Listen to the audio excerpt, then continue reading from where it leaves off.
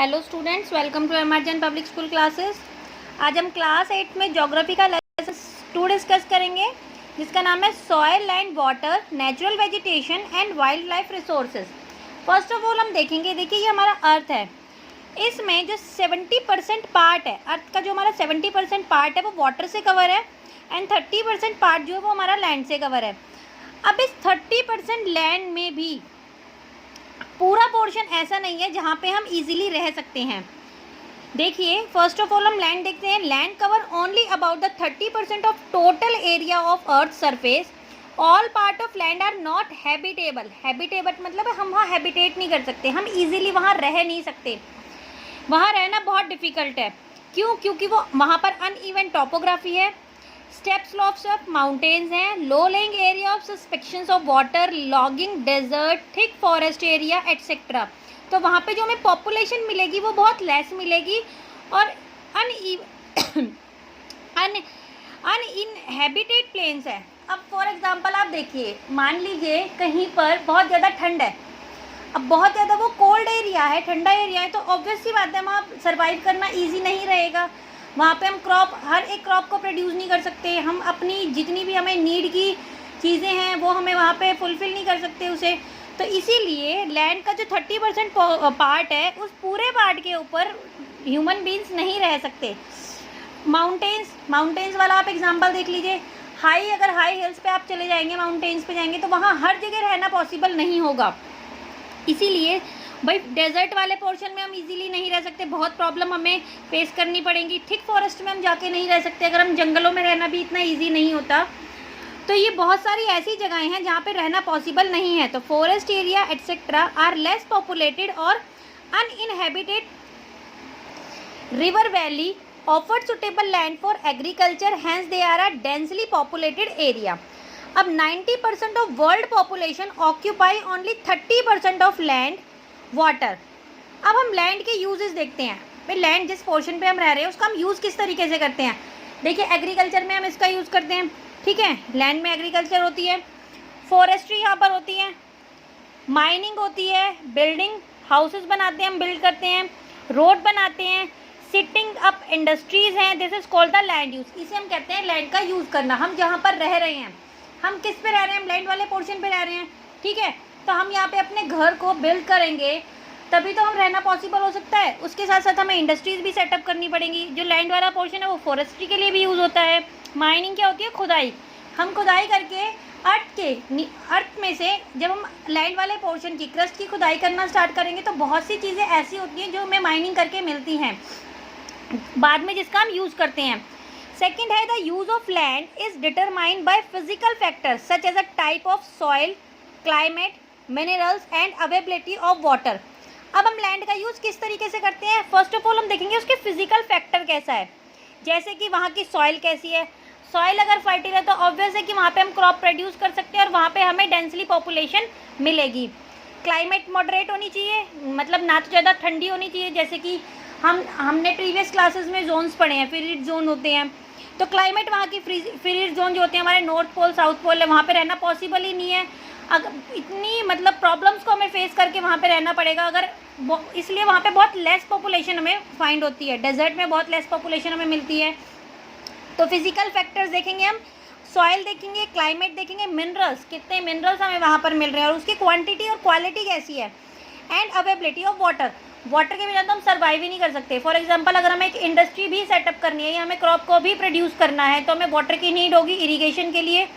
तो अवेलेबिलिटी हम वाटर भी देखेंगे।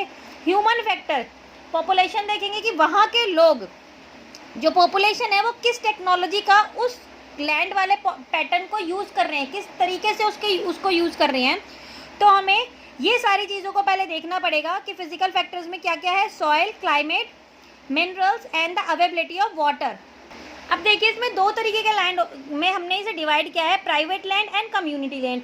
प्राइवेट लैंड कैसा होगा? जैसे कि भाई इंडिविजुअली की अपनी प्रॉपर्टी होती है। फॉर एग्जांपल, मेरा हाउस हो गया, आपका हाउस हो गया, मेरा अपना लैंड पोर्शन हो गया, मेरे अपने फार्म्स हो गए, आपके अपने हो गए। और कम्युनिटी लैंड जिसके ऊपर सभी का इक्वल राइट होता है। तो land also can be classified on the basis of ownership, private land and the community land. Private land is owned by the individual, whereas the community land is owned by the community for common use, like collection of fodder, fruits or herbs. These community land are called the common property resources. तो इसे community land को हम क्या बोलेंगे? common property resources, यानी कि इसका use हम सब कर सकते हैं. नेक्स्ट है हमारा डिप्लीशन ऑफ लैंड. अब देखिए लैंड का डिप्लीशन किस तरीके से हो रहा है. जैसे कि पॉपुलेशन इंक्रीज होती जा रही है. डिप्लीशन का मतलब क्या है? डिप्लीशन का मतलब होता है अगर हम किसी चीज़ का ओवर यूज़ करना स्टार्ट कर देते हैं तो उसकी क्वालिटी खत्म होने लग जाती है, क्वालिटी कम होने लग जाती है. तो हम लैंड का ओवर यूज़ कर रहे हैं तो उसकी क्वालिटी खत्म हो रही है. किस तरीके से?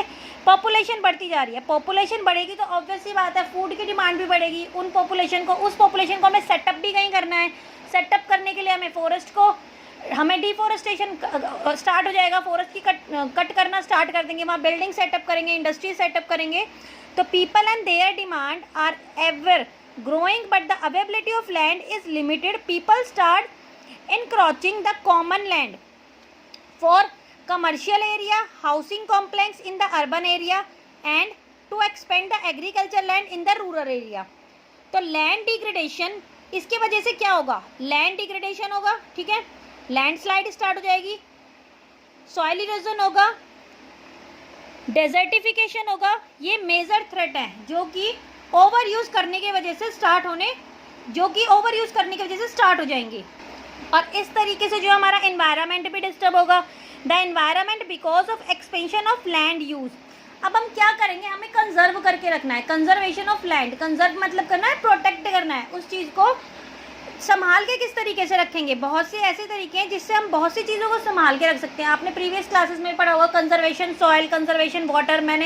हमने 6th-7th में डिस्कस भी किया है ज्योग्राफी के चैप्टर्स में. तो हम इसका फर्स्ट पॉइंट देखेंगे, ग्रोइंग पॉपुलेशन. जिस तरीके से पॉपुलेशन इंक्रीज होती जा रही है, बढ़ती जा रही है, and even growing the demand, तो ऑब्वियस सी बात है उनकी डिमांड भी बढ़ेगी. Has lead to large scale destruction of forest cover and arable land. अब क्या हो रहा है यहाँ पे? अरेबल लैंड यानी कि जो एग्रीकल्चर का लैंड है, ठीक है, उसे भी कवर कर रहे हैं. तो therefore should be conservation of land resources.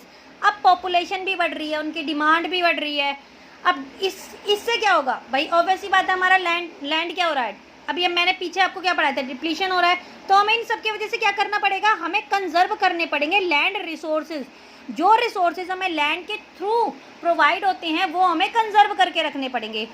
अब एफॉरेस्टेशन, अभी मैंने आपको बताया था डिफॉरेस्टेशन. अगर मैं एफ को हटा के यहाँ DE लगा दूँ तो डिफॉरेस्टेशन यानी कि ख़त्म करना, और एफॉरेस्टेशन यानी कि ऑपोजिट, उसे ज़्यादा से ज़्यादा लगाना. तो हम क्या करेंगे? ज़्यादा से ज़्यादा पेड़ पौधे लगाने स्टार्ट करेंगे, लैंड रिक्लेमेशन स्टार्ट करेंगे, regulate use the chemical pesticides and fertilizer, check on the overgrazing are some common measure use to conserve land resources.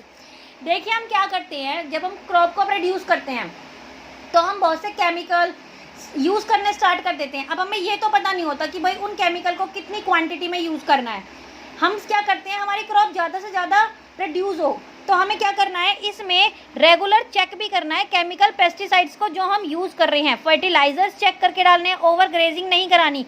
Over grazing करेंगे तो लैंड की जो फर्टिलिटी है वो ख़त्म होने लग जाती है. और भी बहुत से कॉमन मेजर्स हैं जिससे हम कंजर्व करके रख सकते हैं लैंड को. सॉरी, आगे देखिए लैंडस्लाइड.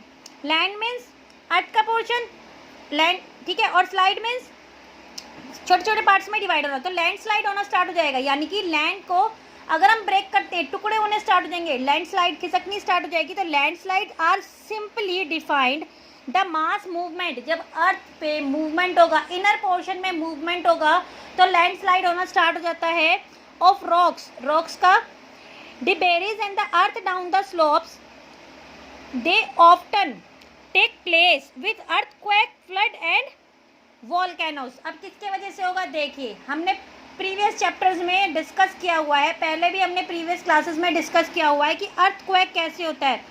जब अर्थ के अंदर वाले पोर्शन में, इनर पार्ट में वाइब्रेशन होती है तो अर्थक्वेक होगा. अब स्पीड के ऊपर डिपेंड करता है. अगर स्पीड ज़्यादा होगी तो लैंडस्लाइड ऑब्वियस होगी. फ्लड, जब फ्लड्स आएंगे तब भी होगा, और वोल्केनो इरप्शन होते हैं तब भी होता है. तो इन सब की वजह से क्या होगा? लैंडस्लाइड होना स्टार्ट हो जाएगा.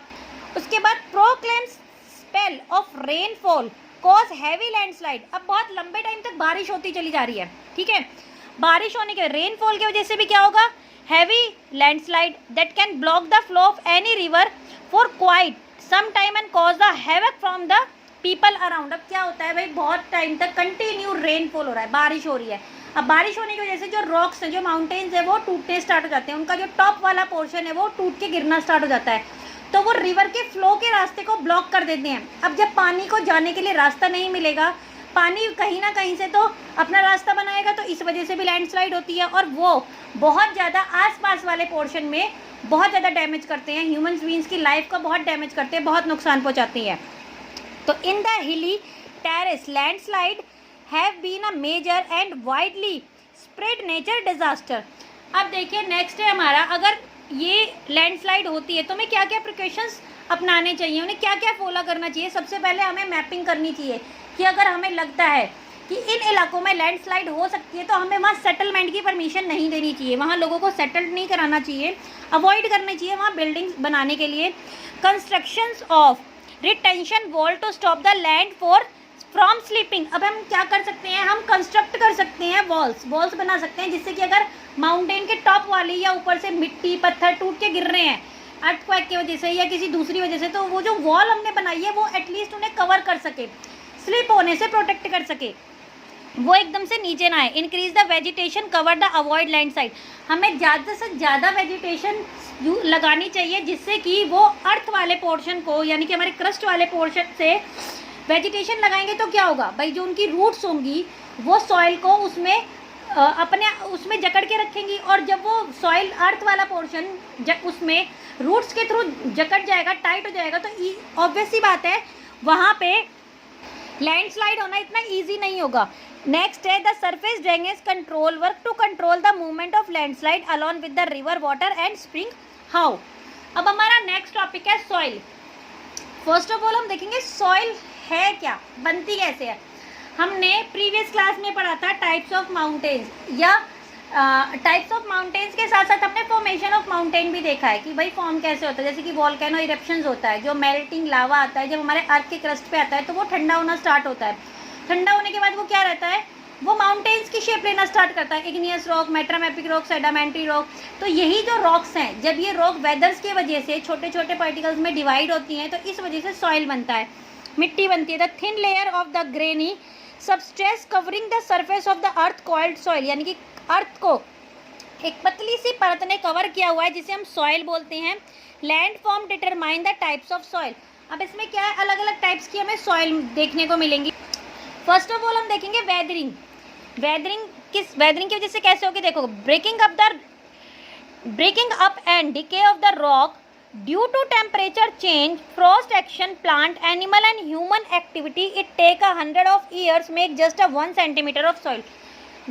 अब वेदरिंग का क्या है, देखिए, जब जो रॉक्स है वो रॉक्स जब ब्रेक होनी स्टार्ट होंगी या डिके होनी स्टार्ट होंगी या फिर टेम्परेचर चेंज हो रहा है, तो उससे क्या होगा, सॉइल बननी स्टार्ट होगी। अब आप देखते हैं पेड़ पौधे जो हैं उनकी लीव्स हैं, उनकी लीव्स होती हैं वो टूट के गिर जाती हैं, उनके अंदर जो फ्लावर्स होते हैं वो टूट के गिर जाते हैं। एनिमल्स जो हैं जो फॉरेस्ट में ऐसे ही मर जाते हैं। ह्यूमन्स बींग्स लगा लो अब, जिनकी डेथ ऐसी हो जाती है, तो वो लोग क्या होता है, एक टाइम के बाद वो लोग मिट्टी के मतलब अर्थ के पोर्शन में मिक्स होना स्टार्ट हो जाते हैं। तो ये इन सब की वजह से क्या होता है, हंड्रेड्स ऑफ ईयर इसे टाइम लगता है। ह्यूमन एक्टिविटी के साथ भी देखिए, प्लांट, एनिमल्स और ह्यूमन एक्टिविटी, इन सब का इसमें रोल होता है। इसे हंड्रेड्स ऑफ ईयर लग जाते हैं सिर्फ 1 सेंटीमीटर सॉइल की लेयर को बनाने में, लेयर बनने में, वेदरिंग की वजह से। तो soil is made up the organic matter, minerals and weathered rock. This happen through the process of weathering. Right mix the minerals and organic matter make a soil fertile. और इस वजह से soil fertile भी होती है। अब कौन कौन से फैक्टर इफेक्ट करते हैं सॉइल की फॉर्मेशन को। पहले तो पेरेंट रॉक, यानी कि जो मिट्टी बनी है वो किस तरह की रॉक से बनी है, रेड रॉक से बनी है जिसमें, या फिर दूसरे टाइप की रॉक से बनी है, तो उसका कलर भी वैसा ही होगा, टेक्सचर भी वैसा ही होगा और उसमें उसी टाइप्स के मिनरल्स मिलेंगे।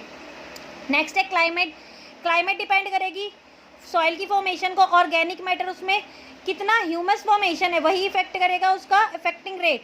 Topography determine the accumulation of soil. Time, कितना टाइम, यानी कि उस सॉइल को बनने में, वो सॉइल जल्दी बन जाएगी या उस सॉइल को बनने में टाइम लगेगा। तो तो determine the thickness of the soil profile. अब अपने इंडिया को देखते हैं तो हमारे इंडिया में कौन कौन सी सॉइल फाउंड की होती हैं? Alluvium soil, red soil, black soil, laterite soil, desertic soil and mountain soil. अब जिस तरीके से हमने डिग्रेडेशन ऑफ लैंड बढ़ा था, इसी तरीके से सॉइल का भी डिग्रेडेशन हो रहा है। किस वजह से? डिफोरेस्टेशन की वजह से, ओवरग्रेजिंग की वजह से, डिग्रेडेशन, ओवरग्रेजिंग, एवर्चर of the chemical fertilizer and the pesticides, rain wash, floods etcetera to erosion the degradation of soil. तो इनके वजह से क्या हो रहा है? सॉइल का डिग्रेडेशन हो रहा है। अब हमें सॉइल को कंजर्व करके रखना है। किस तरीके से? फर्स्ट ऑफ ऑल देखेंगे मल्चिंग। मल्चिंग क्या होती है? देखिए, ये हमने यहाँ पे एक लेयर बना ली, हमने यहाँ पे क्रॉप प्रोड्यूस किया। ये हमारा फार्म है, ठीक है, हमने यहाँ पे क्रॉप प्रोड्यूस कर रहे हैं। ये हमारी दूसरी लाइन है, यहाँ हम क्रॉप हमने लगा ली, यहाँ हम क्रॉप लगा ली। अब ये जो बीच वाला पोर्शन है, इस पोर्शन को हम कवर कर देंगे। किस चीज़ से कवर कर देंगे? स्ट्रॉ से या किसी भी ऑर्गेनिक मैटर से, जिसकी वजह से ये जो सॉइल में मॉइस्चर है ये बना रहे, ये खराब ना हो। फिर हम रॉक डैम बनाएंगे, छोटे छोटे पत्थरों से हम डैम बनाना स्टार्ट कर देंगे कि अगर बारिश हो रही है या पानी का फ्लो स्पीडली आ रहा है तो वो सॉइल को अपने साथ स्पीडली बहा के ना ले जाए, वो सिर्फ पानी फ्लो के चला जाए, वो अपने साइड मिट्टी लेके ना जाए। नेक्स्ट है हमारा इंटरक्रॉपिंग। हम इंटरक्रॉपिंग करेंगे। अब इंटरक्रॉपिंग कैसे? भाई मान लिए ये वाली लाइन में हमने वीट को, ये वाली लाइन में हमने टमाटो, ये वाली लाइन में हमने कुछ और किसी और क्रॉप को प्रोड्यूस कर लिया। तो इस तरीके से सॉइल को जो हमें कंजर्व करके रख सकते हैं। टेरेस फार्मिंग आपने माउंटेनी हिली एरिया में देखी होगी कि वहाँ पे टेरेस फार्मिंग की जाती है। टेरेस यानी कि ऊपर वाले पोर्शन को बड़े बड़े स्लोप्स में काट दिया जाता है और कट करने के बाद वहाँ पे क्रॉप प्रोड्यूस की जाती है, फार्मिंग करी जाती है। अब इसका क्या बेनिफिट होगा? देखिए, मान लो आपके घर में स्टेयर्स है, स्टेयर में देखो आप ऊपर से पानी डालोगे, फर्स्ट ईयर से पानी डालोगे। अब वहाँ पे उसमें लास्ट ईयर से स्टेयर तक आते आते पानी की जो स्पीड है वो कम होनी स्टार्ट हो जाएगी। भाई ये स्टेयर्स, ये स्टेयर्स, ये स्टेयर, अगर ये रिवर ऊपर से ऐसे फ्लो के आ रहा है तो ये सारी मिट्टी यहाँ ला के कलेक्ट कर देगा, ठीक है। अब जब पानी की स्पीड नीचे आने आने तक कम हो जाएगी तो ऑब्वियस सी बात है मिट्टी वहीं कलेक्ट होनी स्टार्ट हो जाएगी। तो टेरेस फार्मिंग से भी हम सॉइल कंजर्व कर सकते हैं। कॉन्ट्रास्ट बैरियर, यानी कि हम, ये हमारा फार्म है, ठीक है, इस फार्म के चारों तरफ हमने बैरियर बना दिए। किस तरीके से बना दिया? तो हमने स्टोन से बना दिए, या हमने ग्रास से बना दिए, या हमने मिट्टी को ऐसे इकट्ठे करके बना दिए। हमने किसी भी तरीके से बैरियर बना दिए कि वाटर फ्लो के अगर बाहर जाता है, अगर हाई स्पीड में जाता है तो वो उसे बहा के ना ले जाए, मिट्टी को बहा के ना ले जाए अगर वाटर फ्लो के जा रहा है स्पीडली, या फिर अगर थोड़ा बहुत क्वांटिटी में तो वो यहीं रह जाए, क्योंकि कुछ टाइम के बाद तो मिट्टी उसे सोख ही लेती है पानी को। शेल्टर बेल्ट, जैसे कि अब हमने पीछे बढ़ा, सेम वही है, हम शेल्टर बेल्ट लगाएंगे, हम रो लगा देंगे। ये हमारा फार्म है, हम इसके चारों तरफ यहाँ पे ट्री लगा देते हैं जो कि प्रोटेक्ट करते हैं। Row of tree are planted to check the wind movement and protect the soil cover. Contrast ploughing, अब ये क्या होती है? सेम है, जैसे कि अभी पीछे स्लोप जो मैंने टेरेस फार्मिंग बताई है उसी की तरह होती है। तो ploughing parallel to the contrast, hilly area में होगी। जैसे कि मान लो ये तुम्हारा माउंटेन है, ठीक है, हमने यहाँ फार्मिंग कर ली, हमने यहाँ फार्मिंग कर ली, हमने ये इन जगहों पे हम फार्मिंग कर रहे हैं। तो हम इसे किस तरीके से करेंगे? अब इसकी शेप इस तरीके से, तो हम इसकी जुताई भी इसी तरीके से करेंगे, ठीक है। अब हम इस तरीके से अगर इसकी जुताई करेंगे तो ये जो अंदर वाला पोर्शन है, ये बाहर वाला पोर्शन जो मैंने कवर किया हुआ है, अंदर वाला जो पोर्शन है वो थोड़ा इससे लो हो जाएगा। तो अगर यहाँ पे पानी आता है, रेन के थ्रू आता है या यहाँ से इधर आता है, तो वो पानी यहाँ पे इकट्ठा होना स्टार्ट हो जाएगा। और जब पानी यहाँ पे इकट्ठा होगा तो वो मिट्टी को बाहर बहा के लेके ही नहीं जा सकता। तो इन कुछ स्टेप्स के थ्रू हम जो है सॉइल को कंजर्व करके रख सकते हैं। अब देखिए नेक्स्ट टॉपिक है हमारा वाटर। अभी हमने चैप्टर स्टार्ट करने से पहले क्या पढ़ा था? ये हमारा अर्थ है, इस अर्थ में ये वाला पोर्शन, सिर्फ 30% पोर्शन जो है ये लैंड पोर्शन है, और बाकी जो है ये 70% पोर्शन क्या है? वाटर है, ठीक है। और या फिर हम ये भी बोल सकते हैं, ये हमारा एक छोटा सा हमने रेशियो निकाला, तो 3/4 part of the 72% of the earth surface is covered the water.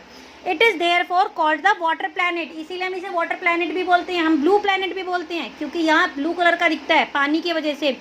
Life started in the oceans almost the 3.5 billion year back. 6th class में हम डिस्कस कर चुके हैं कि जब लाइफ स्टार्ट हुई थी तो सबसे पहले ओशन से स्टार्ट हुई थी। Ocean water is saline and the not fit for human consumption. Fresh water is about 3%. देखिए ये जो 70% पानी है ना, इसमें से सिर्फ 3% पानी हमारे पास फ्रेश वाटर है, जिसे हम यूज़ कर सकते हैं अपनी डेली नीड को फुलफ़िल करने के लिए। बाकी पानी कैसा है, बाकी जितना भी वाटर है वो सॉल्टी वाटर है, उसे हम यूज़ नहीं कर सकते क्योंकि उसमें बहुत ज़्यादा मात्रा में, बहुत ज़्यादा क्वांटिटी में नमक है, सॉल्ट है। The water of earth nearly 70% of the occur as a ice sheet, glacier, Antarctic, Greenland and the mountain. Only 1% of fresh water. इसमें से 1% फ्रेश वाटर है, अवेलेबल है। It is found the ground water, जो कि ground water में मिलता है, ज़मीन के नीचे मिलता है। As surface water river as a surface water in river, lakes and the water vapour in the atmosphere. A fresh water is there for the most precious substance on the earth. Water can neither be added or not subtract from the earth.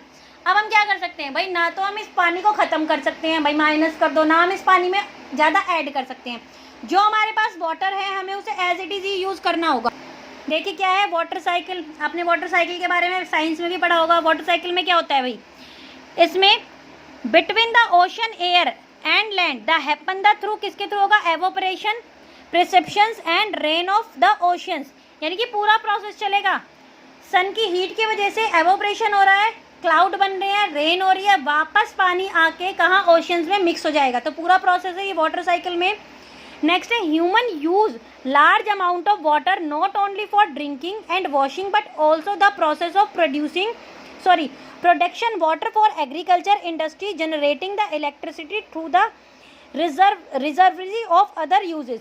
अब human beings यानी कि हम लोग पानी का use सिर्फ पीने के लिए या फिर अपनी बाकी चीज़ों के लिए नहीं, एग्रीकल्चर में भी यूज़ करते हैं, इंडस्ट्रीज़ में भी यूज़ करते हैं, इवन जो इलेक्ट्रिसिटी जनरेट होती है वो भी इसी से होती है।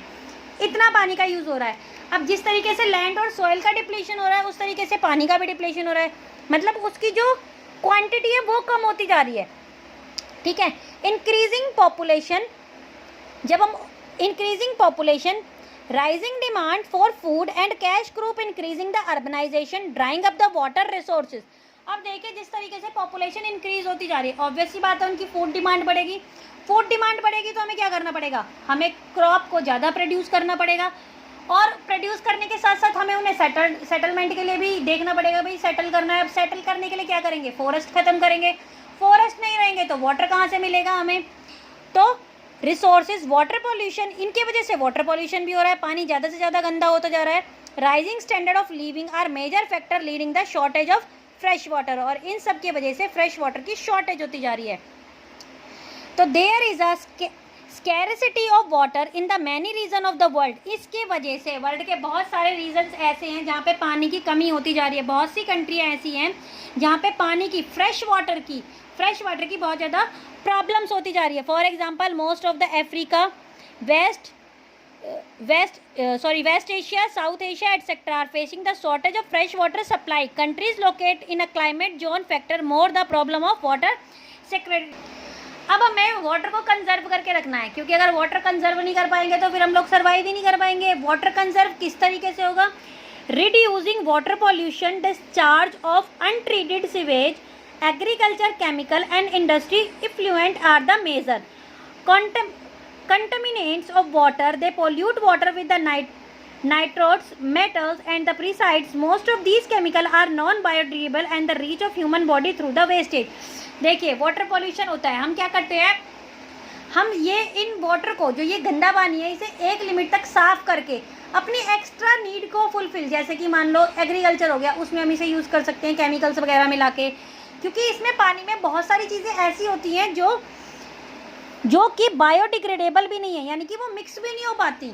नॉन बायोडिग्रेडेबल यानी मिक्स होना, नॉन बायोडिग्रेडेबल यानी कि जो मिक्स नहीं हो पाएंगी। तो हमें क्या करना है, हमें एक तो अपने जो पानी का यूज़ है ओवर यूज़ नहीं करना है, ठीक है, ओवर यूज़ नहीं करेंगे, और जो पॉल्यूटेड वाटर है उसे केमिकल्स के थ्रू या किसी और टेक्नोलॉजी के थ्रू उसे रीयूज़ करने का कोई सॉल्यूशन निकालना पड़ेगा कि रीयूज़ हम दूसरे कामों में कर सकें, जैसे कि सफाई के लिए कर सकें, वॉशिंग के लिए कर सकें, इंडस्ट्रीज़ में हम उसका यूज़ कर सकें। तो forest and other vegetation cover slow the surface run of the restore the underground water. हमें ज़्यादा से ज़्यादा फॉरेस्ट और वेजिटेशन को लगाना होगा, क्योंकि जिससे अंडरग्राउंड वाटर जो है वो रिस्टोर हो सके। Sprinklers effective irrigate the area of checking water loss in dry area with the high rate evaporation, drip and trickling irrigation in very useful।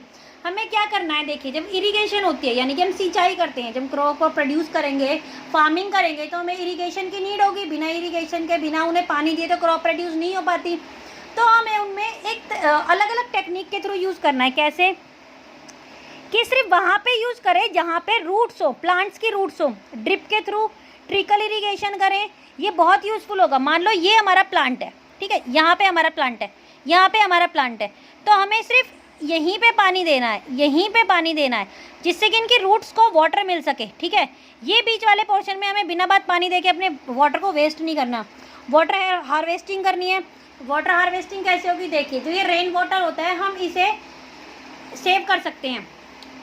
हमारे क्रॉप, हमारे जो रूफ होती है, हमारी जो छत होती है, वहाँ से जो पानी नीचे तक आता है हम उसे एक जगह कंजर्व करके रख सकते हैं through the water, rain water को।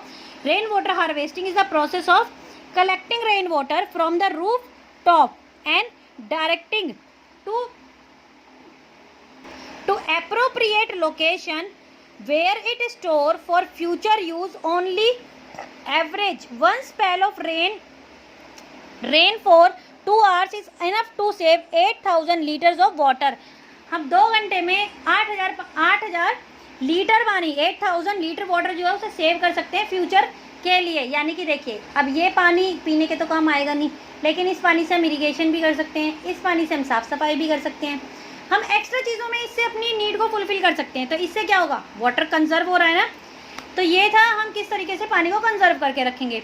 अब नेक्स्ट टॉपिक है हमारा बायोस्फीयर एंड इकोसिस्टम। बायोस्फीयर क्या होता है, देखिए हम प्रीवियस क्लास में पढ़ चुके हैं, लिथोस्फेयर, हाइड्रोस्फेयर, एटमॉस्फेयर, इन तीनों का जहाँ पे मिक्सचर मिलेगा उसे हम कहते हैं बायोस्फेयर। ठीक है, जहाँ पे पानी भी है, जहाँ पे लिथोस्फेयर भी है, एटमॉस्फेयर भी है और हाइड्रोस्फेयर भी है, तीनों को मिला के चौथा स्फेयर बना जिसे हम बायोस्फेयर बोलते हैं।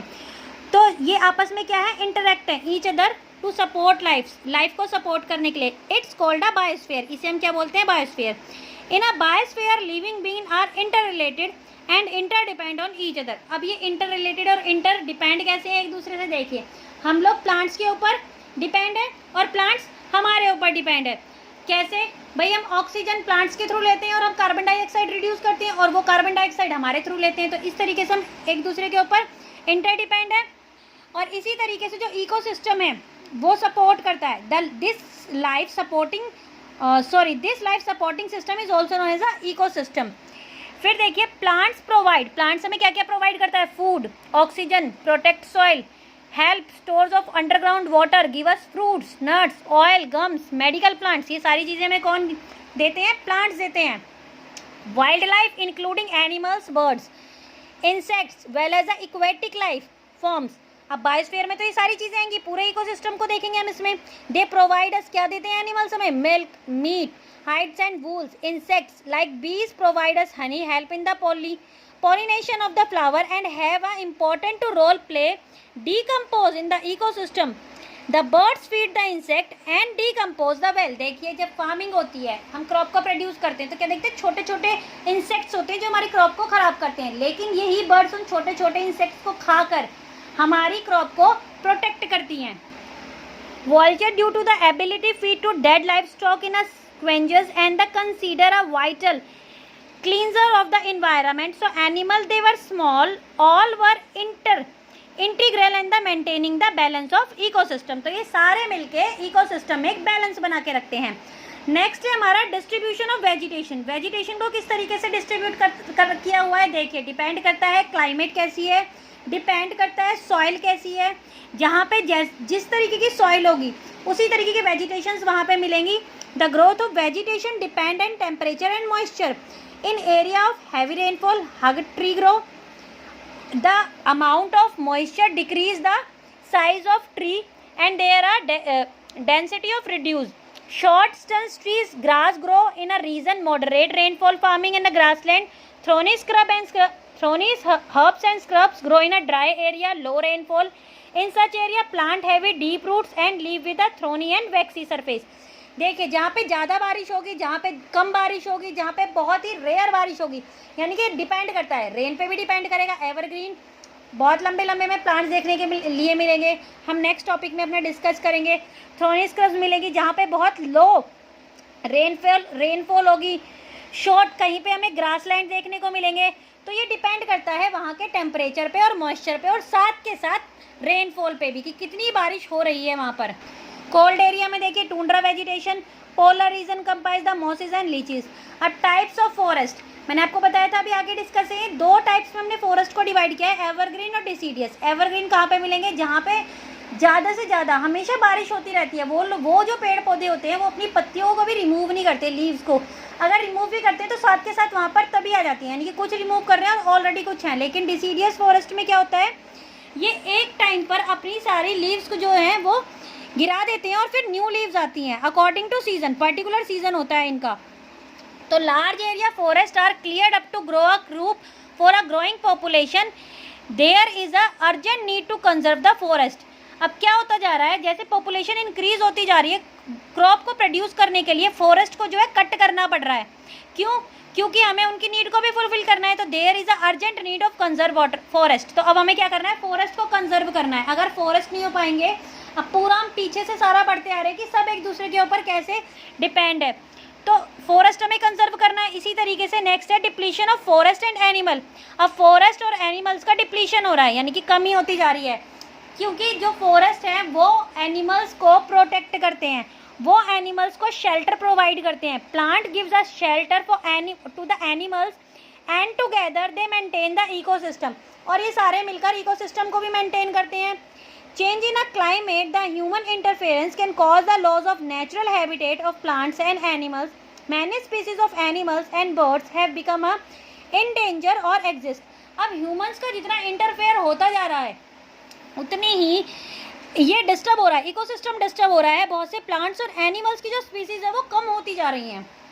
पॉपुलेशन के साथ क्या हो रहा है, डिफॉरेस्टेशन, कंस्ट्रक्शन एक्टिविटी बढ़ती जा रही है, फॉरेस्ट फायर नेचुरली तरीके से जैसे आग लग जाती है, या फिर ह्यूमन एक्टिविटी की वजह से भी हो जाता है। Poaching, natural disaster like tsunami are some natural and human factor which accelerated the process of existence. अब पोचिंग क्या होता है, देखो ये नया वर्ड आया है यहाँ पे, पोचिंग। एनिमल्स को हंटिंग करना और पोचिंग करना दोनों अलग अलग मीनिंग है, लेकिन इनका जो रिजल्ट निकलता है वो सेम निकलता है कि एनिमल्स की तो डेथ हो गई। हंटिंग हो गया हमें अपने शौक के लिए, हमने एनिमल्स को मार दिया। पोचिंग हो गया इलीगल तरीके से हम एनिमल्स को मार रहे हैं, उनके टीथ, उनकी बोन्स, उनकी स्किन को ले जाके हम बेच रहे हैं, मार्केट में उसे बेच रहे हैं, उनके नेल्स, सारी चीज़ों को हम ले जाके बेच रहे हैं, जिससे कि हमें एक अच्छा खासा अमाउंट मिलता है, तो उसे हम बोलते हैं poaching. Some of the animals जैसे कि lion, tiger, elephant, deer, crocodile, rhinos, peacock etcetera. Poaching result the shortage of decline in a number of particular species. अब क्या होता है, इसकी वजह से इनकी जो स्पीसीज है वो कम होती जा रही है। अब इसके लिए क्या किया गया है, बहुत सारे नेशनल पार्क्स बनाए गए हैं प्रोटेक्ट करने के लिए, वाइल्ड लाइफ सेंचुरीज बनाई गई हैं, बायोस्फीयर रिजर्व्स बनाए गए हैं जो प्रोटेक्ट करें नेचुरल वेजिटेशन को। अवेयर्स किया गया है लोगों को नए नए प्रोग्राम्स के थ्रू। किस तरीके के प्रोग्राम, जैसे कि फॉर एग्जांपल वन महोत्सव बनाना, इनकरेज किया गया है लोगों को। तो इस तरीके से हम इन्हें प्रोटेक्ट करके रख सकते हैं। फिर है मैनी कंट्री, बहुत सी कंट्रियों में बहुत सारे लॉ पास किए गए हैं कि ये जो ट्रेड हो रहा है इलीगल तरीके से, इससे स्टॉप करने के लिए। और इंटरनेशनल कन्वेंशन साइट्स में ये इस्टेब्लिश किया गया है कि ये जो एनिमल्स और बर्ड्स की स्पीसीज़ हैं, इनके ट्रेड को, इनका जो इन्हें प्रोहिबिटेट करना चाहिए, ठीक है। अराउंड, और एक नॉर्मल सा सर्वे किया है, इसमें क्या देखा गया है कि around 5000 species of animal and 28,000 species of plants are protect conservation of plant and animals. तो इनको प्रोटेक्ट करने के लिए, तो ये ड्यूटी किसकी है, ये हम सभी सिटीजन्स की ये ड्यूटी है कि हमें ये काम करना चाहिए। किस लिए, जिससे कि हमारा इकोसिस्टम में एक बैलेंस बना रहे और कोई प्रॉब्लम ना हो हमें यहाँ पर सर्वाइव करने में। तो ये था हमारा ज्योग्राफी का लेसन 2। Thank you.